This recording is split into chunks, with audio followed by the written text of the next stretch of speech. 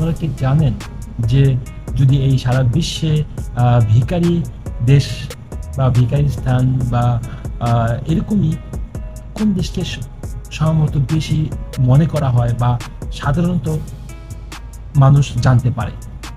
এক, পাকিস্তান। আর দুই নম্বর কি জানেন কোন দেশটি হতে পারে?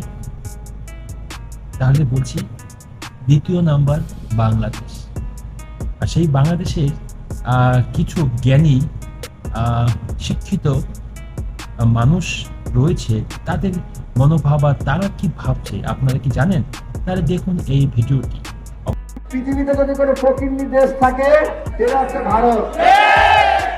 যেই পাতে খায় সেই পাতেই। আমরা হুঁশিয়ারি করে বলে দিতে চাই, বাংলাদেশের মাটিতে আর কোন ভারতীয় ফক্সিদের মেনে নেওয়া হবে না।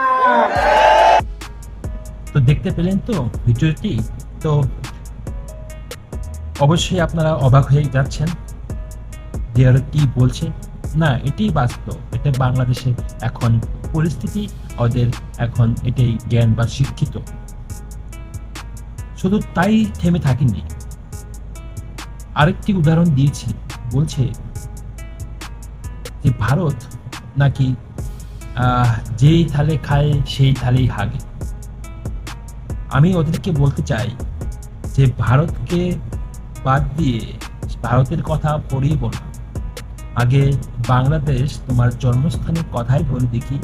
আজকে যে ভারতকে নিয়ে এরকম মন্তব্য করছো, তার ইতিহাস কি তুমি জানো?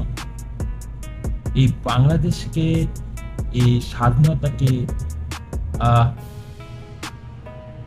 অস্তিত্ব রক্ষার সাহায্যে কিন্তু ভারতীয় পাশে দাঁড়িয়েছিল এবং ভারতীয় সেনারা গিয়ে একত্রে মুক্তির সাথে এই দেশটিকে স্বাধীন করেছিল।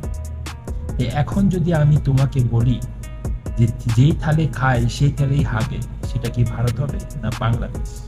সেটা একটি কিন্তু প্রশ্ন। তো দর্শক, ভিডিওটি কেমন লাগলো?